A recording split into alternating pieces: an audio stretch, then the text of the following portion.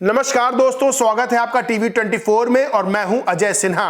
दोस्तों, बिहार में बीजेपी को जिस बात का डर था अब वही होता हुआ नजर आ रहा है, क्योंकि सीधे तौर पर बीजेपी और जेडीयू में अनबन देखने को मिल रही है और नीतीश कुमार ने सारा कमान जो है वो अपने हाथ में ले ली है और सीधे तौर पर बीजेपी के राष्ट्रीय अध्यक्ष जेपी नड्डा बिहार का दौरा करने वाले हैं, यानी 7 नवंबर को बिहार पहुंचेंगे। समझ लीजिए स्थिति क्या गंभीर है कि बिहार में जेडीयू और बीजेपी के बीच अनबन की खबरें सामने आ रही हैं। खबरें निकलकर सामने आ रही कि नीतीश कुमार अब बीजेपी से नाराज चल रहे। बैठक में हंगामा हुआ है, एनडीए की बैठक में कुर्सी खाली रही, एनडीए की बैठक में हंगामा हुआ। खबरें निकलकर सामने आ रही हैं। आज तक की खबर क्या है कि एनडीए में फिर अनबन, नीतीश कुमार की बैठक में जबरदस्त हंगामा। देखे वीडियो। वही एनबीटी की खबर है कि नीतीश ने एनडीए नेताओं को दिया टास्क, तो बिहार आ रहे जेपी नड्डा, दिवाली बाद बदलेगी सियासत या होगा खेला।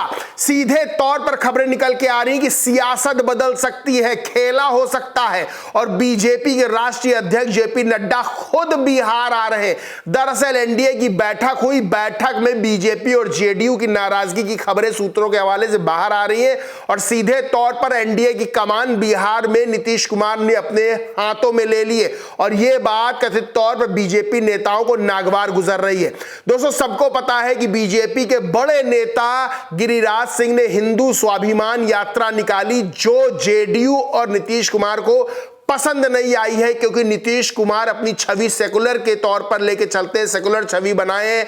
लेकिन जो हिंदू स्वाभिमान यात्रा गिरिराज सिंह ने निकाली है उसको लेकर नीतीश कुमार बेहद नाराज नजर आ रहे कथित तौर पर और सीधे तौर पर एनडीए की बैठक में हंगामे की खबरें सामने आ रही हैं। आज तक ने भी खबर निकाली है। सबसे बड़ी बात यह है कि एनडीए की कमान नीतीश कुमार ने अपने हाथ में ली है और नीतीश कुमार ये बात चाहते हैं कि एनडीए चुनाव उन्हीं के नेतृत्व में लड़े, क्योंकि 2025 में बिहार में विधानसभा का चुनाव होना है और बिहार में बीजेपी एक बात समझ रही है कि नीतीश कुमार जब कमान अपने हाथ में रखेंगे तो बीजेपी की दाल वहां गलने वाली नहीं है और बीजेपी ने जो 2 डिप्टी सीएम बैठाए हैं उसका भी फायदा होता नजर नहीं आ रहा और बीजेपी जो अपना मुख्यमंत्री के तौर पर उम्मीदवार सामने लाना चाहती है वो सपना पूरा होता हुआ नजर नहीं आ रहा। और गिरिराज सिंह ने जो हिंदू स्वाभिमान यात्रा निकाली उसके पीछे क्या मकसद है, क्या संदेश है,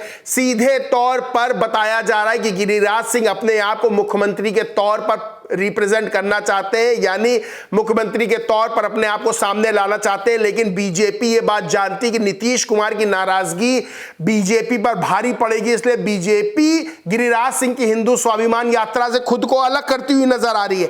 एक तरफ बिहार में टेंशन बढ़ी हुई है, एनडीए की बैठक में हंगामा, वही दूसरी तरफ उत्तर प्रदेश में अखिलेश यादव ने बड़ा दावा कर दिया, बड़ा बयान दे दिया। क्या बयान दिया है? नीतीश कुमार की तारीफ कर दी है भरे स्टेज पर।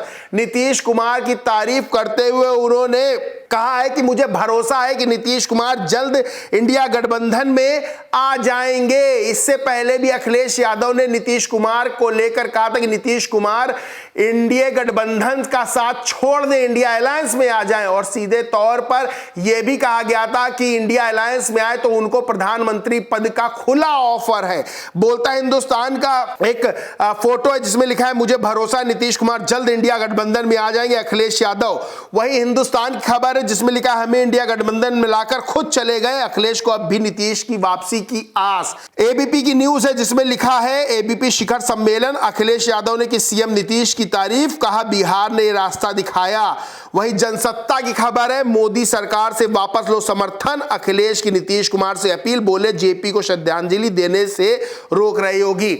आप सबको याद है लखनऊ में जब जेपी जयंती थी, जयप्रकाश नारायण जयंती, तब अखिलेश यादव को किस तरह से शासन प्रशासन ने रोका था, पुलिस फोर्स लगाई गई थी। तब अखिलेश यादव ने गुस्से में बात कही थी कि नीतीश कुमार को एनडीए का साथ छोड़ देना चाहिए, क्योंकि जेपी की जयंती पर माल्यार्पण से बीजेपी की सरकार ने रोका है। कई बातें निकल के आ रही, कई दावे किए जा रहे हैं और अखिलेश यादव का ताजा दावा, जब अखिलेश यादव ने यह कहा है कि नीतीश कुमार वापस आएंगे, हमें उम्मीद है और जब वापस आएंगे तो मैं उनकी और तारीफ करूंगा। अमर उजाला की भी एक पुरानी खबर आपको बताता हूं जिसमें लिखा, अखिलेश यादव ने नीतीश कुमार से कहा छोड़ दो एनडीए का साथ, आया जेडीयू का जवाब। यानी सीधे तौर पर बिहार की सियासत गर्माती जा रही है। 2025 में विधानसभा के चुनाव है बिहार में, उससे पहले बिहार में बड़ा खेला हो सकता है।